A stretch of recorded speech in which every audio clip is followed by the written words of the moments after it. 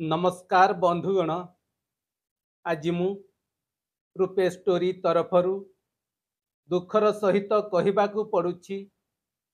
से दिन थिला एप्रिल मास 22 तारिख अपराह्न प्राय 2:45 रु 3टा मध्यरे जम्मू काश्मीर रो एक पर्यटन स्थल जो स्थान की प्राकृतिक सौंदर्य रे भरपूर पहलगाम बेसरन भ्याली। एही भ्याली को प्राकृतिक सौंदर्य उपभोग करिवा पई हजार हजार पर्यटक जाइथांती, किंतु दुखर सहित कहवाकू पड़ुछि सेही स्थान रे आतंकवादी हमला होइथिला।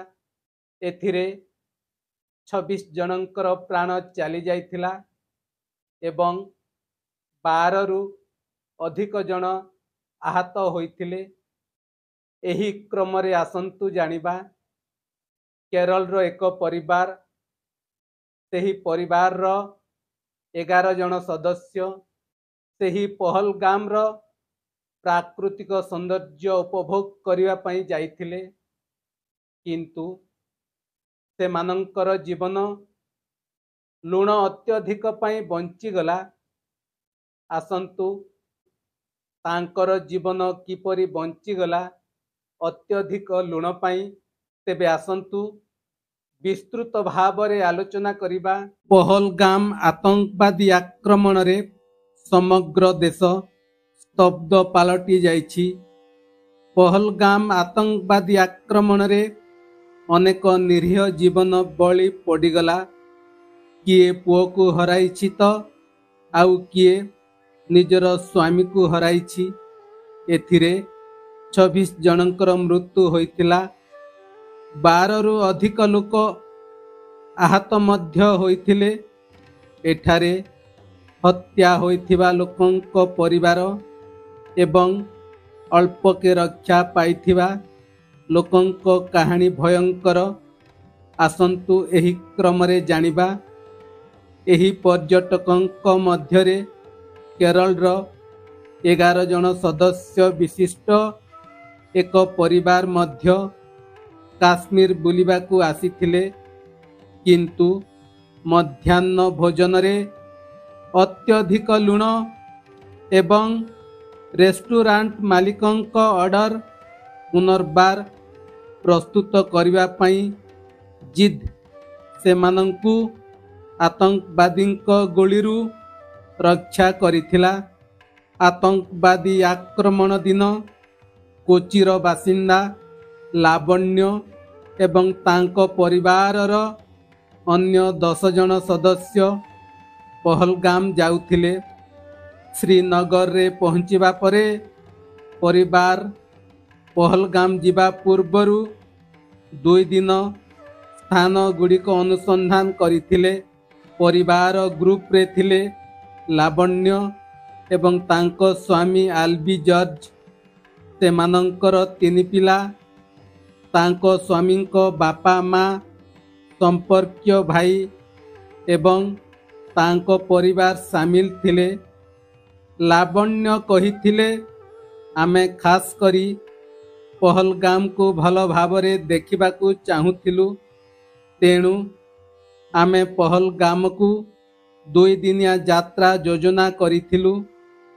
आमे ऊपर को जाउथिलु एवं सेठारु मात्र 2 किलोमीटर दूर रे थिलु, किंतु मध्याह्न भोजन पाई एक ढाबारे अटकी जाइथिलु। एही अल्प समय पाई आमे तांको निकटरे कृतज्ञ। आमे खाइबा पाई मटन ऑर्डर देइथिलु। ढाबा कर्मचारी आम ऑर्डर करिथिबा मटन लुणिया करी देइथिले। आमे तांकु पुणी थरे रांधिबाकू कहिथिलु। द्वितीयत मो स्वामी कहिथिले, आजी आमे मध्याह्न भोजन परे ही एठारु आगकू बढ़िबू। लावण्य आहुरी मध्य कहिछंती, जेतेबेले आमे पुणी मध्याह्न भोजन आरंभ कलु, आमे देखिलु 10 ରୁ 20 ଗୋଟି ଘୋଡ଼ା ପାହାଡ଼ ତଳକୁ ଦୌଡ଼ି ଆସୁଛନ୍ତି। ପ୍ରାଣୀମାନେ ଭୟଭୀତ ହୋଇଥିବାରୁ ଆମେ ଅନୁଭବ କଲୁ ଯେ କିଛି ଗୋଟିଏ ଅସୁବିଧା ହୋଇଛି। ଆମେ ପ୍ରଥମେ ଭାବିଥିଲୁ ଯେ ଏହା ଏକ ଭୂସ୍ଖଳନ ହୋଇପାରେ, କିନ୍ତୁ ପରେ ଆମେ ବୁଝିଲୁ ଯେ ଏହା ସତ ନୁହେଁ। ଆମେ ଉପରକୁ ଯିବାକୁ ନିଷ୍ପତ୍ତି ନେଇଥିଲୁ, କିନ୍ତୁ ପରେ ତଳକୁ ଆସୁଥିବା କିଛି ଗାଡ଼ି ଆମକୁ ହାତ ଇଙ୍ଗିତରେ ଉପରକୁ ନ ଯିବାକୁ କହିଥିଲେ। ସେ ଆହୁରି କହିଛନ୍ତି, କେହି ଜଣେ ଆମକୁ କହିଥିଲେ ଯେ CRPF ଏବଂ ପର୍ଯ୍ୟଟକଙ୍କ ମଧ୍ୟରେ କିଛି ଯୁକ୍ତିତର୍କ ହୋଇଥିଲା। ଆମେ ତଥାପି ଉପରକୁ ଯିବା ବିଷୟରେ ଭାବୁଥିଲୁ, କିନ୍ତୁ ଶେଷରେ ଯୋଜନା ବଦଳାଇବାକୁ ନିଷ୍ପତ୍ତି ନେଲୁ। ପରେ ଆମେ ତଳକୁ ଆସି ଫଟୋ ଉଠାଇଲୁ, କାରଣ ଆମେ କ'ଣ ଘଟିଛି ତାହା ଜାଣିନଥିଲୁ। ଯେତେବେଳେ ଆମେ ଜଣେ ମହିଳାଙ୍କୁ କାନ୍ଦୁଥିବାର ଏବଂ CRPF ଯବାନ ଆସୁଥିବାର ଦେଖିଲୁ, ଆମେ ବୁଝିପାରିଲୁ ଯେ କିଛି ଗୋଟିଏ ଘଟଣା ଘଟିଛି। ତାପରେ ଆମ ବନ୍ଧୁ ଏବଂ ପରିବାର ସଦସ୍ୟଙ୍କ ଠାରୁ ଆମ ସୁରକ୍ଷା ବିଷୟରେ ପଚାରିବା ପାଇଁ ଫୋନ୍ ଆସିବା ଆରମ୍ଭ ହେଲା। ତାପରେ ଯେତେବେଳେ ଆମେ ଖବରଟି ଦେଖିଲୁ, ଆମେ ଅନୁଭବ କଲୁ ଯେ ଆମେ କେଉଁ ଅସୁବିଧାରୁ ରକ୍ଷା ପାଇଛୁ ଏବଂ ଆମେ ସତରେ କେତେ ଭାଗ୍ୟବାନ। ଆମେ ଗତ 2 ଦିନ ଧରି ମଧ୍ୟାହ୍ନ ଭୋଜନ କରିନଥିଲୁ, କାରଣ ଏହା ପର୍ଯ୍ୟଟନ ଋତୁ ଏବଂ ବହୁତ ଭିଡ଼ ଥିଲା। କିନ୍ତୁ ସେହି ଦିନ ମୋ ସ୍ୱାମୀ ଆମକୁ ଏକ ଢାବାରେ ଅଟକିବାକୁ କହିଥିଲେ ଏବଂ ମଧ୍ୟାହ୍ନ ଭୋଜନ କରିବାକୁ ଜିଦ୍ କଲେ। ଆମେ ଏଠାରେ ଯେଉଁ ମଟନ ରୋଗନ ଜୋସ୍ ଅର୍ଡ଼ର କରିଥିଲୁ, ସେଥିରେ ବହୁତ ଲୁଣ ଏବଂ ମାଂସ ସିଝିନଥିଲା, ଯାହା ଆମ ପରିବାରର 70 ବର୍ଷରୁ ଅଧିକ ବୟସ୍କ ପିତାମାତାଙ୍କ ପାଇଁ ଖାଇବା କଷ୍ଟକର ଥିଲା। ଆମେ ଏ ବିଷୟରେ ଢାବା ମାଲିକଙ୍କୁ କହିଲୁ। ସେମାନଙ୍କୁ ବହୁତ ଖରାପ ଲାଗିଲା ଏବଂ ସେମାନେ ପୁଣି ଥରେ ଆମ ପାଇଁ ଏକ ନୂତନ ମଧ୍ୟାହ୍ନ ଭୋଜନ ପ୍ରସ୍ତୁତ କରିବାକୁ ଲାଗିଲେ। ଆମେ କହିଥିଲୁ ଯେ ଆମର ବିଳମ୍ବ ହୋଇଯିବ, କିନ୍ତୁ ସେମାନେ ରାଜି ହେଲେ ନାହିଁ ଏବଂ ପୁଣି ଥରେ ଅର୍ଡ଼ର ପ୍ରସ୍ତୁତ କରିବା ଆରମ୍ଭ କଲେ।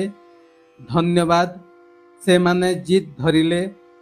ତାଙ୍କର ବିଳମ୍ବ ଆମ ଜୀବନ ରକ୍ଷା କଲା ବୋଲି ସେ କହିଛନ୍ତି। ପହଲଗାମ ଆକ୍ରମଣ ପରେ ଇସଲାମାବାଦରୁ ଦିଲ୍ଲୀ ପର୍ଯ୍ୟନ୍ତ ପାକିସ୍ତାନ ଉପରେ ସର୍ଜିକାଲ ଷ୍ଟ୍ରାଇକ୍ ବିଷୟରେ ଆଲୋଚନା ହେଉଥିଲା, କିନ୍ତୁ ଭାରତ ସିନ୍ଧୁ ଜଳ ଚୁକ୍ତିନାମା ଉପରେ ରୋକ ଲଗାଇ ଆତଙ୍କବାଦୀଙ୍କ ପେଣ୍ଠସ୍ଥଳୀ ପାକିସ୍ତାନ ବିରୁଦ୍ଧରେ ଆହୁରି ବଡ଼ କାର୍ଯ୍ୟାନୁଷ୍ଠାନ ଗ୍ରହଣ କରିଛି। ଏହାକୁ ନେଇ ପାକିସ୍ତାନର ବଡ଼ ବଡ଼ ନେତାମାନେ ପ୍ରତିକ୍ରିୟା ଦେଇଛନ୍ତି। ପ୍ରକୃତରେ ଭାରତ 1960 ମସିହାର ସିନ୍ଧୁ ଜଳ ଚୁକ୍ତିନାମା ଉପରେ ରୋକ ଲଗାଇବାକୁ ନିଷ୍ପତ୍ତି ନେଇଛି। ଏହି ନିଷ୍ପତ୍ତି ପାକିସ୍ତାନରେ ହଇଚଇ ସୃଷ୍ଟି କରିଛି। ହାଇଦ୍ରାବାଦ ସ୍ଥିତ ସିନ୍ଧ ତାର୍କି ପସନ୍ଦ ପାର୍ଟିର ଅଧ୍ୟକ୍ଷ ଡକ୍ଟର କାଦିର ମାକ୍ସି କହିଛନ୍ତି ଯେ ଏହି ନିଷ୍ପତ୍ତି ପାକିସ୍ତାନରେ ଗୃହଯୁଦ୍ଧ ଆରମ୍ଭ କରିବ। ଭାରତ ସର୍ଜିକାଲ ଷ୍ଟ୍ରାଇକ୍ ନକରି ଏହି ନିଷ୍ପତ୍ତି ନେଇଛି, ଯାହା ପାକିସ୍ତାନକୁ ଅଧିକ କ୍ଷତି ପହଞ୍ଚାଇବ। ମାକ୍ସିଙ୍କ ଅନୁଯାୟୀ ସିନ୍ଧୁ ନଦୀର ଜଳକୁ ନେଇ ପାକିସ୍ତାନର 2ଟି ବଡ଼ ପ୍ରଦେଶ ସିନ୍ଧ ଏବଂ ପଞ୍ଜାବ ପୂର୍ବରୁ ମୁହାଁମୁହିଁ ଅଛନ୍ତି। ଲୋକମାନେ ରାସ୍ତାରେ ଲଢ଼ୁଛନ୍ତି ଏବଂ ଏବେ ଭାରତ ଏହି ନିଷ୍ପତ୍ତି ନେଇ ପାକିସ୍ତାନରେ ଚହଳ ପଡ଼ିଛି। ଜଳ ସଙ୍କଟର ସମ୍ମୁଖୀନ ହେଉଥିବା ପାକିସ୍ତାନର ଲୋକମାନେ ଏବେ ନିଜ ଲୋକଙ୍କ ମଧ୍ୟରେ ଲଢ଼ିବେ। ପାକିସ୍ତାନର ପଞ୍ଜାବର ଜନସଂଖ୍ୟା ପ୍ରାୟ 12 କୋଟି ଏବଂ ସିନ୍ଧର ଜନସଂଖ୍ୟା ପ୍ରାୟ 5 କୋଟି। ପ୍ରତିବର୍ଷ ସିନ୍ଧୁ ନଦୀ ଦେଇ ହାରାହାରି 180 ବିଲିୟନ ଘନ ମିଟର ପାଣି ପ୍ରବାହିତ ହୁଏ, ଯାହାର 80% ପାକିସ୍ତାନ ବ୍ୟବହାର କରେ। ଭାରତ 20% ପାଣି ବ୍ୟବହାର କରେ। ଆଜିକାଲି ପାକିସ୍ତାନରେ ଜଳ ସଙ୍କଟ ଦେଖା ଦେଇଛି। ପାକିସ୍ତାନ ପାଖରେ ମାତ୍ର 30 ଦିନର ପାଣି ସଂରକ୍ଷଣ ଅଛି। ପାଣି ବଣ୍ଟନକୁ ନେଇ ପଞ୍ଜାବ ଏବଂ ସିନ୍ଧ ପରସ୍ପର ବିରୁଦ୍ଧରେ ମୋର୍ଚ୍ଚା ଖୋଲି ସାରିଛନ୍ତି। ପାକିସ୍ତାନର 4.7 କୋଟି ଏକର ଜମି ସିନ୍ଧୁ ନଦୀର ପାଣି ଦ୍ୱାରା ଜଳସେଚନ କରାଯାଏ। ପାକିସ୍ତାନ ମଧ୍ୟ ସିନ୍ଧୁ ନଦୀର ଜଳ ମାଧ୍ୟମରେ ବିଦ୍ୟୁତ୍ ଉତ୍ପାଦନ କରେ।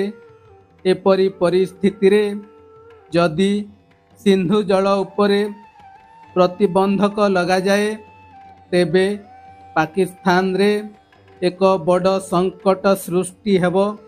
ଋଣଗ୍ରସ୍ତ ପାକିସ୍ତାନ ପାଇଁ ଆଗକୁ ରାସ୍ତା ସହଜ ହେବ ନାହିଁ। ଏହି କାରଣରୁ ପାକିସ୍ତାନର ଶୀର୍ଷ ନେତାମାନେ ଏହାକୁ ଏକ ବଡ଼ ଝଟକା ବୋଲି କହିଛନ୍ତି।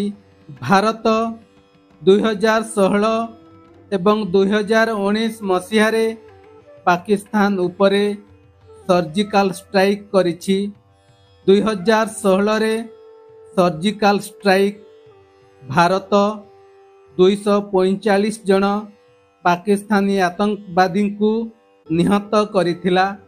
2019 ମସିହାରେ ପୁଲୱାମା ପରେ କରାଯାଇଥିବା ସର୍ଜିକାଲ ଷ୍ଟ୍ରାଇକ୍ରେ ଭାରତୀୟ ସେନା 300ରୁ ଅଧିକ ଆତଙ୍କବାଦୀକୁ ନିହତ କରିଥିଲା।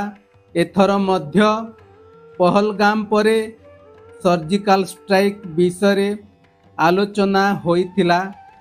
ଅନ୍ୟ ପକ୍ଷରେ ପ୍ରଧାନମନ୍ତ୍ରୀ ନରେନ୍ଦ୍ର ମୋଦି କହିଛନ୍ତି ଯେ ଆତଙ୍କବାଦୀମାନଙ୍କୁ ଏପରି ଦଣ୍ଡ ଦିଆଯିବ ଯେ ସେମାନେ ଏହି କଳ୍ପନା ମଧ୍ୟ କରିପାରିବେ ନାହିଁ। ପ୍ରଧାନମନ୍ତ୍ରୀ ମୋଦି ଆତଙ୍କବାଦୀଙ୍କୁ ନିପାତ କରିବା ବିଷୟରେ ଆଲୋଚନା କରିଛନ୍ତି। ବନ୍ଧୁଗଣ, ଏ ଥିଲା ଆଜିର ବିଷୟବସ୍ତୁ। ଆଜିର ଏହି ବିଷୟବସ୍ତୁକୁ ନେଇ ଆପଣଙ୍କର ମତାମତ କ'ଣ?